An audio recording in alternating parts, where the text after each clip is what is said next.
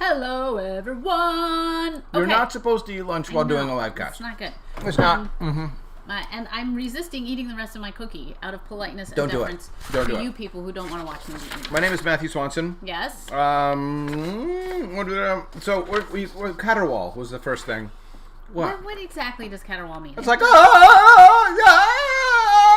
Somebody please look up the actual definition of caterwaul, because that is what I understand it to mean, but I want to know how they describe such a thing. All right. Okay. Next. you did not caterwaul. Well, I want to know exactly what it is. I would like to properly caterwaul for the people. I don't want to give that if that's not what caterwaul To utter long wailing cries as cats at rutting time. Wow. Okay. To utter a similar sound, howl, or screech, to quarrel like cats. Come on. If I were awarding a prize for caterwauls, Robbie's would totally win. That was so much better than mine. Thank you. You had the benefit of the definition. I did. That's why I wanted to wait. Robbie, drink this water. Drink it now. Drink it fast. Thank you. Drink Cheers. Jack Dance. All right, you guys. Gato, you may have a cookie. Theme song. Wait, why are you just handing out cookies to our children? We're going to go in that other room. There are going to be no cookies left. Kato is going to... I said you may have a cookie. All right, Kato. Pay attention to the singular word, cookie. A. All right. I'm going to push this button. Robbie is cooler. Robbie is cuter. And Robbie's just better than Matthew. Very nice. I agree. Thank you. I agree with all of those things. She is a soup. The cookies are in giant... Oh, no. Did we bring them in No, here? I took a very small number of cookies. If you can't find the cookies, you don't get a cookie. Yeah. All right. Read part 2 of Chapter 3 of Wonder Undercover. Okay. But we're going to quickly finish the research first. Okay. All right. So Waylon did some research. Yes. Now, here's the thing. Waylon's video is very long. So I'm only going to show a little piece of it. But you guys, I will put the link down in the... I'll put the link... here. I'll put it over here. Yeah, put it in. But it's for glass blowing. Glass blowing in Italy, which is gorgeous. Super cool. So have a look at this video when you have a moment.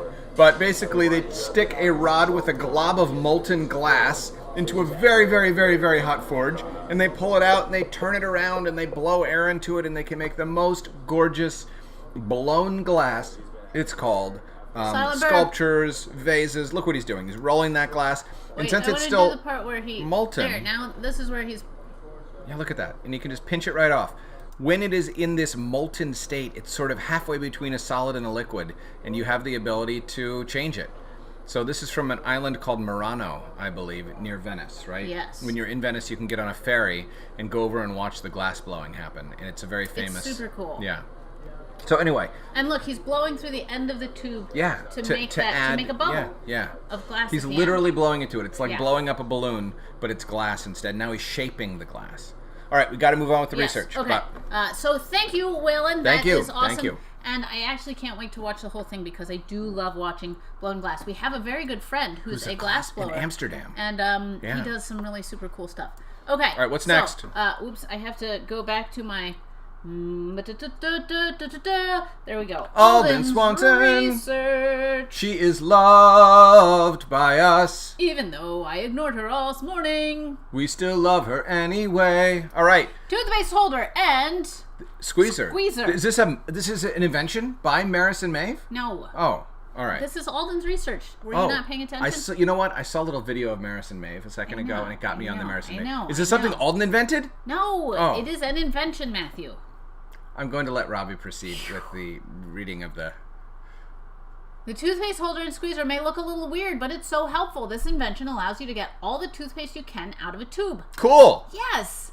I like that. Sometimes perfectly good toothpaste goes to waste because people just can't get any toothpaste out of it Boo! without hurting their itty-bitty fingers. Oh. With this invention, you can get all you can out of it, just snap it on and use away. Very nice. Looks kind of weird, right? Now, here's what I want to know. What do you want to know? How does Alden know about this? She did some research. And why do we not have one? I don't know about that. It's such a simple invention. Yeah. She makes all of the points for why it would be very good to have. You know what? What? If Alden had cited her source, we would know where she learned about it. I just want to point that out. Is there an additional slide, or is this a one that was sheet? it. That okay. was it. All right, Alden, we want to know where you found out about it. Yes. Okay. Do you have another family that owns one of these that we don't know about? No, Okay. I'm confused. All right. Moving on to the next. To the next. Yes. Okay. Amy. Amy, mother of Principal Schaefer? Yes. What? Now here we go. Okay. Amy actually, at the time that I we started on Monday, and I showed you guys the squirrel invention for the bird feed folder.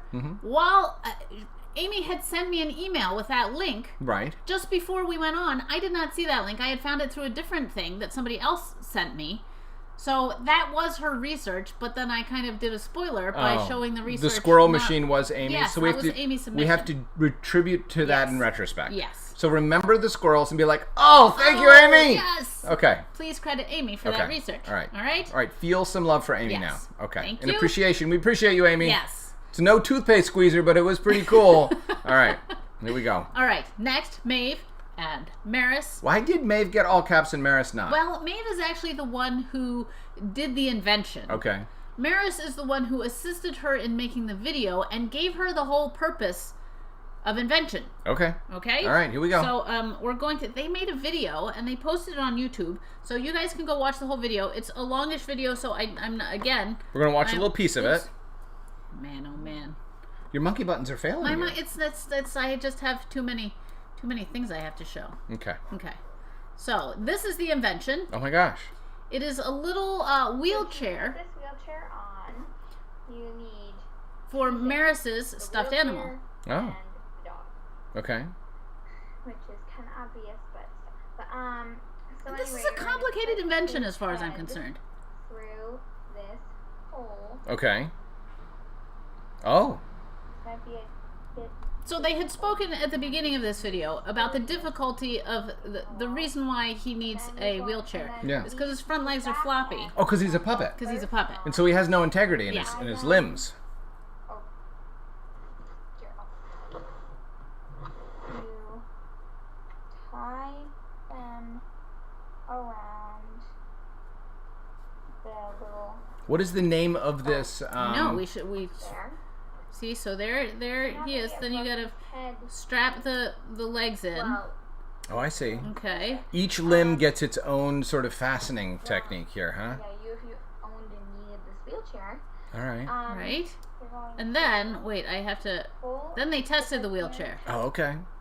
and the head part fell off. Because you do have to test your invention, Yes, right? exactly. You can make it and it can be beautiful and it can look like it's going to work, but until you know it's going to work, you can't put it to mass market. Now, Okay. I do think that it looks like it's gonna do a good job Yeah. of getting him from A to B. Here we go. Oh, I'm glad that you thought to adjust the Yes. camera for more dramatic effect. Oh, I'm so excited. Oh! Oh! Oh, my heart. Yes. My heart. Not technical difficulties. All right, here we go. Is there more? Is there more?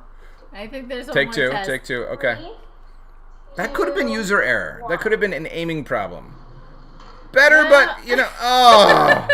But I feel like you made progress. I Yes, feel like there was an yes, improvement I there. agree. You guys, trial and error. When you invent something, you got to fix every little problem as it Yes. comes up. And you don't realize that it's a problem Right. until you actually have those problems. Nice right? job, have to you test guys. It. So I'm right. gonna put their video up in the sidebar here. You guys can go watch it. Nice. And yes, and please congratulate Maeve and Maris on Awesome. their fantastic video. Cool. Okay. All right. so, Any more? Have you reached the end of our... I think that was it because we got Yeah? Wayland's. If we forgot anything, let us know, you yes. guys. But I think we covered the bases. Okay, we are going to postpone the awarding of the prizes until after the reading of the McCoys, just to make it harder on you, because that's what we do.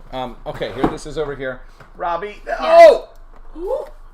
I Matthew almost almost fell. tipped We over. almost need to invent Wow. a new husband for Robbie. Or a Okay. wheelchair for Matthew. All right, here we that go. Held his front legs up. All right, so we are halfway through the Wonder Scouts meeting, and we have watched as Tammy Dublinger has failed to make meringue for the 11th time or something like that. And now the narrative says, I almost want to give... Okay. Tammy glares over at Tracy, and I wonder if the air between them might burst into flames, because Tammy is pretty sure that Tracy is trying to thwart her. Tammy looks at me as if begging for pity. In spite of myself, I almost want to give her some, but there's no time. The next challenge is about to begin. Who would like to go next, says Veronica. You can change the page. I'll go, say Tracy and Henrietta at the exact same time. Once again, Henrietta gets flattened, like a daisy in a garden where a Dublinger is dancing. I'll challenge for orienteering, says Tracy. Now it's Tammy's turn to look worried as Tracy takes out her map and compass. Veronica turns and looks out the window. I don't know, Tracy. Orienteering is more of a daytime activity. It's awfully dark out there. Tracy scoffs. I have a flashlight. Plus, shouldn't a scout be able to find her way in the dark? I admire your mettle, says Veronica, handing Tracy a piece of paper. Here are your coordinates. She turns to us with a smile. Here's another opportunity for the first scout to earn her 20th badge. Tracy opens the door and races out into the darkness with a look of fiercest determination. Where's she going? I ask Hilly. Veronica hid a cache somewhere in the soccer field behind the community center. Now Tracy has to go find it using only her compass and map. That sounds hard, I say. It is, but Tracy's really good at it. So it's weird that she's challenged for the badge 3 times and still hasn't found the cache.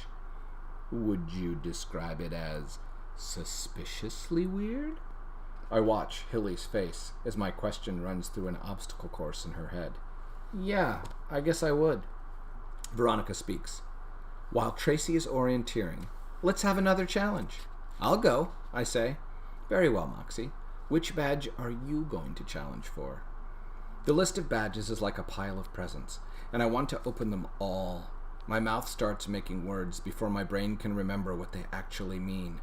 All of them? All of them? All of them! Tammy makes a face like a hailstorm. You only get 1 badge challenge per night, she says. That is usually the case, Moxie, says Veronica. I agree that a 1 challenge per rule makes sense under typical circumstances, I say. Typical circumstances? Typical circumstances, but since I'm going to be camping next weekend, I feel an obligation to prove my readiness for life on the savage frontier, if only for the safety of my fellow scouts. Veronica succeeds in swallowing her smile, but I can tell I've won her over.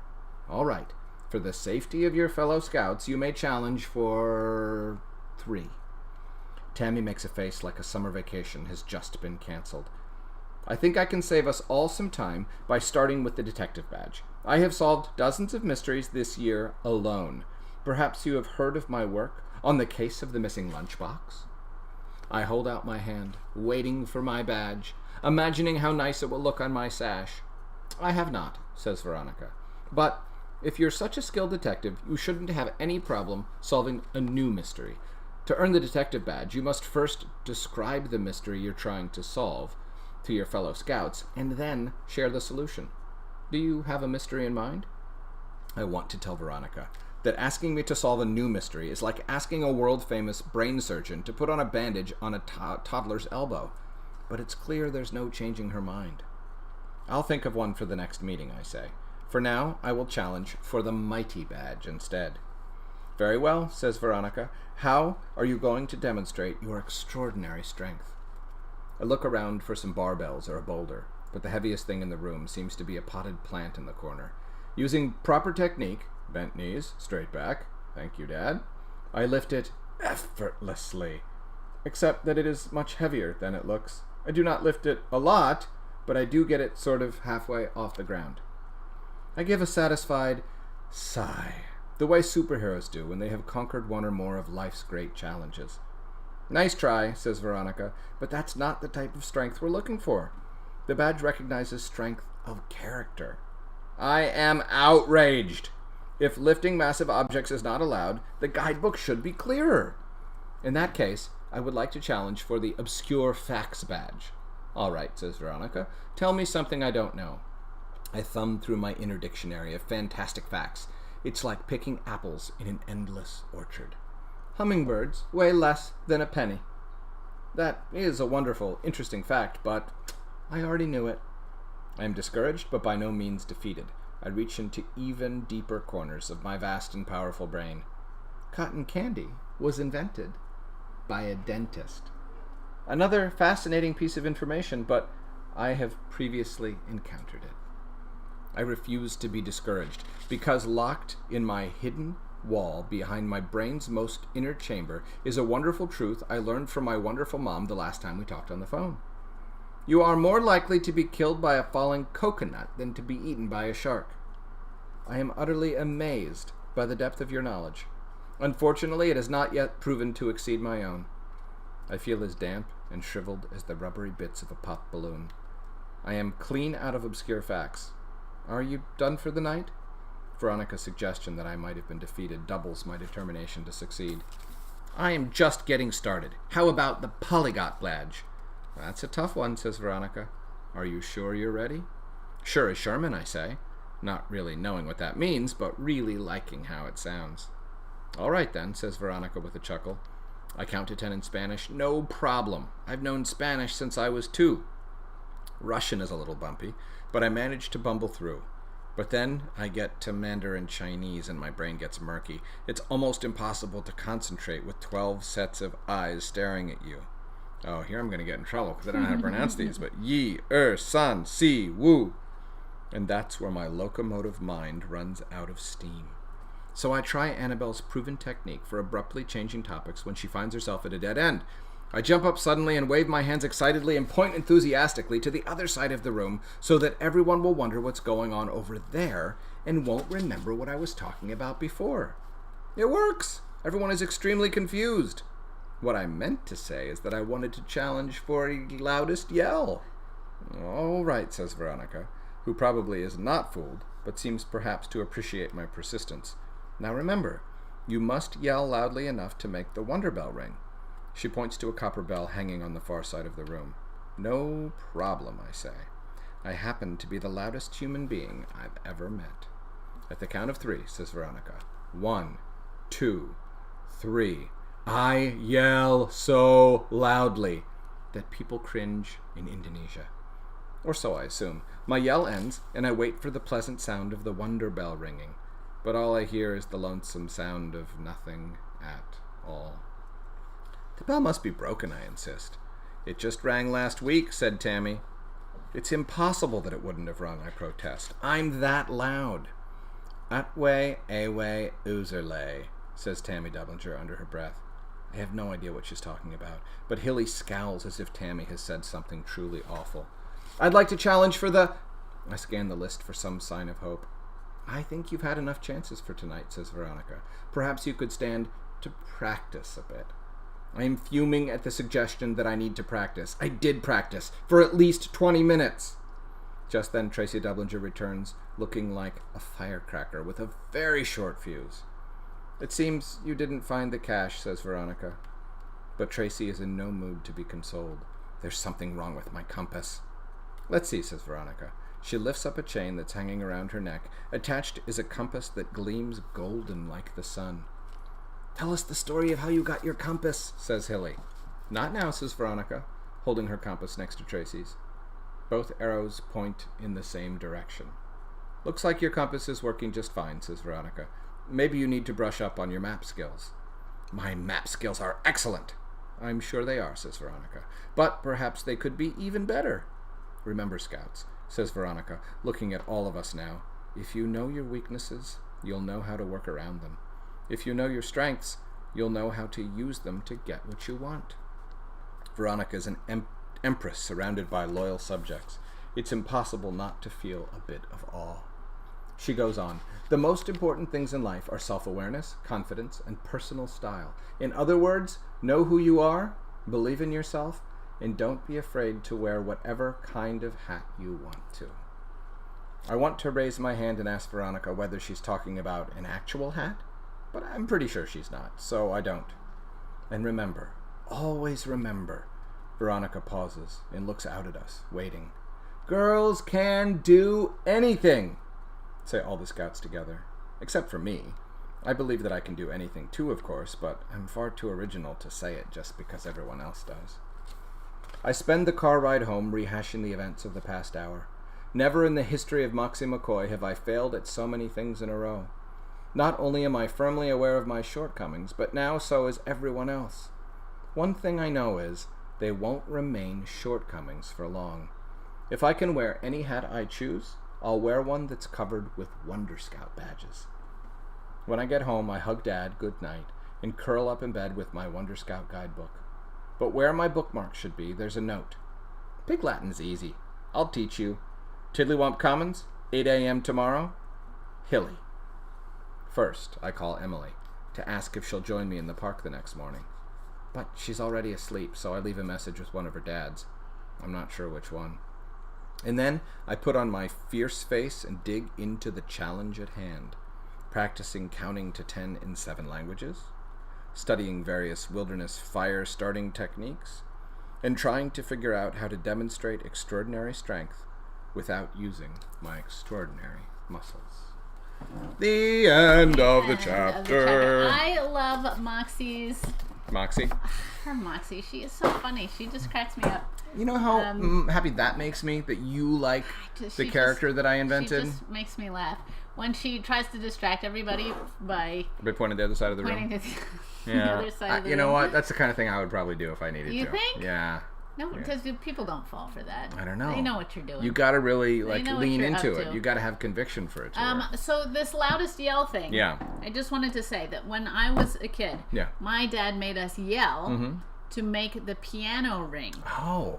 Well, and I'll tell you where my story comes from. My dad, John Swanson, used to sneeze so forcefully that we had a bell that would actually ring. It was a copper bell and a little wooden clapper in it. And he would sneeze and it would go ding.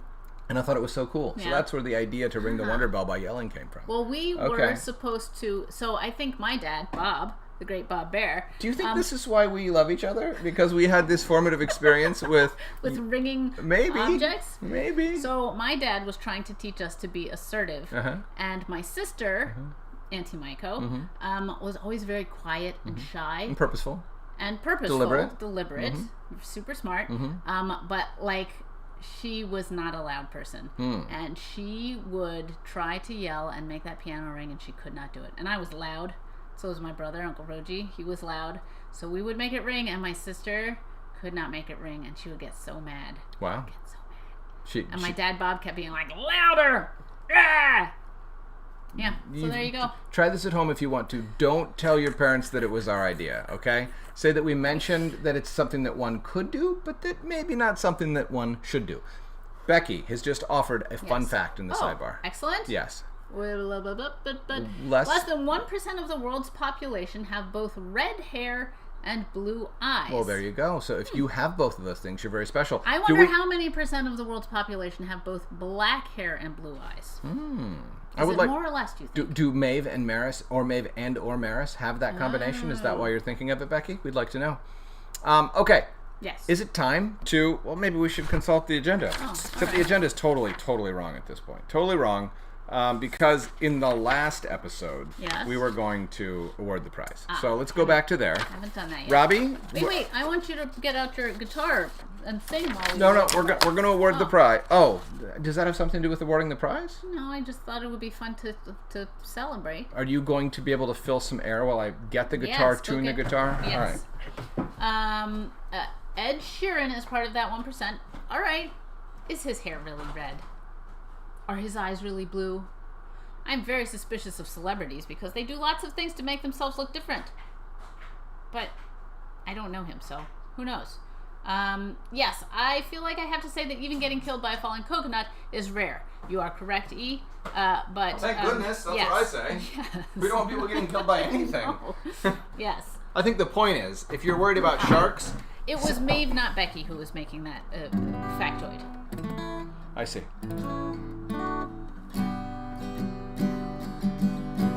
Robbie, will you tell us who won?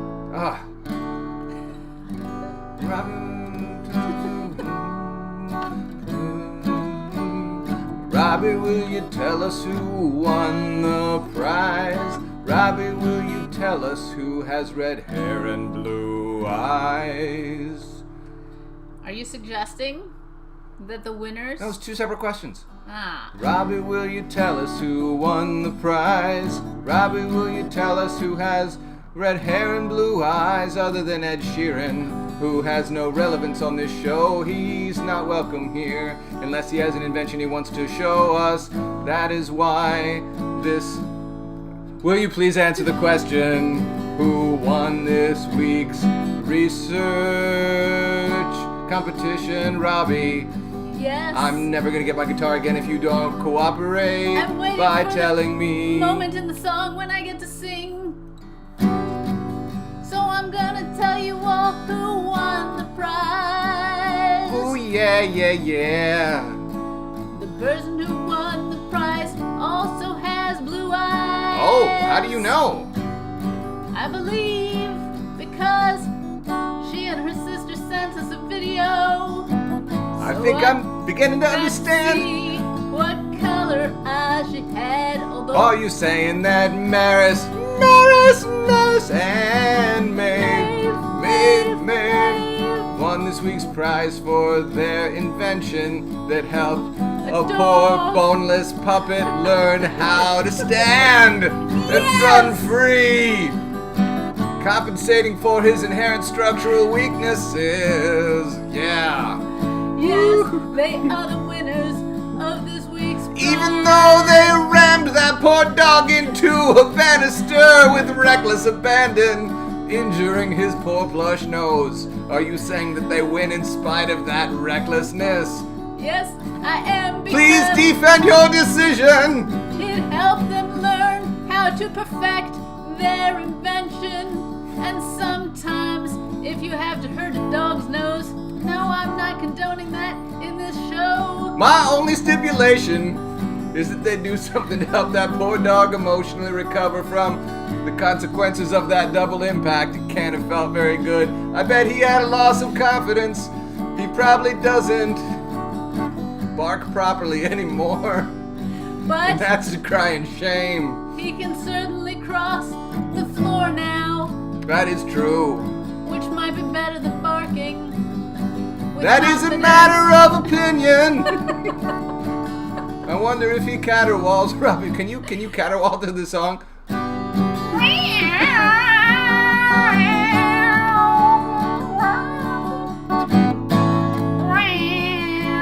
We're just sad he's not a cat, so he could caterwaul about that. Congratulations, Maven. Congratulations, Maven Maris. We're very proud of you. We are very proud of Apologies you. to all of you for making us sit through that song, but Yeah. we didn't have time to practice it a lot before the beginning of the show, or at all. At all. And we probably wouldn't have even if we did. Yes. So here's my question. Yes. You have the option. Oh. Of- Are you going to give them the choice? I'm going to give you guys the What choice. what is because the option? You might not want this. Okay. You can either receive the original painting in the mail, What? Or what's the other option? or you could choose a print of any of the previous And we'll print it out for prizes, and we'll send you a you. So print. the robot, Okay. the bear, The the koala, koala, or who am I? Or the dog. Or the dog. Okay. All right. All You guys right. decide. Now this is going to be tricky because there's 2 of you. Yes. So you guys are going to have to work this out. You're going to have to come to some sort of joint agreement. Yes. It's going to be a challenge, but I believe in you guys. Yes. All right. Cool. So, All right. well done, everyone. Okay. I'm actually impressed with everyone's research, and I appreciate the research you did. I also this was a little hard because I was trying to decide between the Lego constructions. You Yeah. guys did some really good work. Yeah. Lego constructions, and then there was Abby's invention, and she wrote the story. Once So I feel again, like you guys all could have won. You guys all could have won. Yes, and it just yes. I'm But sorry. that's not I'm how sorry, it works. That's not how it works. Yeah. But you will get your chance next week. When the theme of next week. Robbie, would you like to say what the theme of next week is? The theme of next week, it's gonna be Outer space. space! Actually, it's not even outer space, Just right? space. Just space. But we don't mean space like the It space could between be you the- and me. It could be the space behind your kneecap. No. Or the space between your teeth. No. Or the space beyond the atmosphere That's of the one. earth. That's the one I'm talking about. With any luck, the SpaceX rocket ship will take off this weekend, and we will be able to Yes, talk about that on yes. Monday. But between now and then, Do your research. cite on your space. sources, find out things about space. Yes. Space is very big. I want to know the most interesting things about space. But not the space between your teeth. No, that's not interesting to me. But to me it is. If anyone does research on the space between your teeth, the space behind your knees, the space at the end of the block between the traffic sign and the trash can, that would be okay. But I want to point out that Matthew will not be judging Matthew gets the no vote. entries for next week. He's completely disenfranchised. So if you want to write about that kind of space, you're not You will going lose. to win. You will not win the contest. I think. Do we have any jokes? Yes, we have jokes. All right, let's do it. We didn't really end that song. I think the song ended itself, Robbie. I think it was a quiet mercy that I thought of jokes. All right. What do we have? Why is Cinderella bad at soccer? Why is she bad at soccer? Because she is missing a shoe. Is that it? That's not it. Because when But she you goes make a out good on the point. field, she just slippers all over the place. Also wrong. Because she has lost her Prince Charming, and you can't play soccer unless you are in love. It's one of the prerequisites for effectively playing soccer. All right, what's the answer? What's the answer? The answer is The answer is because she runs away from the ball. because she runs away from the ball. That's a good joke. Is that a puppy joke? That's a good joke, Because Puppy. she runs away from the ball. Oh, hold on. What? Look at that. What? It's Maven Maris's birthday on Sunday. Oh, Happy congratulations! birthday, Happy birthday, you guys! How old are you guys? How You're old gonna are be you? 11. Oh I wow, think. nice. Oh my gosh. Robbie, every once in a while, I make Robbie laugh, but now she's got to recover because she's got to read some more jokes. I do. Oh my goodness. Let's see. Oh boy, you guys had a lot of conversing over there. Okay, I think that was the. Well, you know what? If we only have one joke, that was a good No, one. there was one more. There was one more. Where is it? Okay. Okay. Why did the girl throw a stick of butter out the window? Why did the girl throw a stick of butter out the window? Because she wanted to free the fat. Nope. Because she was done making macaroni. And That she would had be some surplus butter. terrible thing to do with your butter when you're done making macaroni. I do not know the Oh, answer you do know the answer to this this. riddle. You just had to think harder. Um, Why did the girl throw a stick of butter out the window? because her name was Margarine. No. I don't know, Robbie. Because it was defenestration, Dave. Defenestration for butter. Defenestration means To throw something out the window. How can you lose a name for that? I know. Robbie, tell me the joke. To see butterfly. To see butterfly. To see butter splatter on the sidewalk and make a big greasy mess. But it's also a pun because She ran away from the ball it's a butterfly. because she was in love with the prince. Now it's time, I believe it's time It's to end the way show. past We've time gone to end this overtime. show. Everybody's disgusted. Everybody wonders where is the agenda that could bring some order to this unending rising calamity. There it is. What And does it say? It doesn't It's matter time what to it end the says. show. We're Have a gonna good end weekend. the show. Everybody, Have a good time we are and saying watch goodbye. The SpaceX launch for your homework, please. Happy birthday, Maven Maris. Key change! Key change! End scene.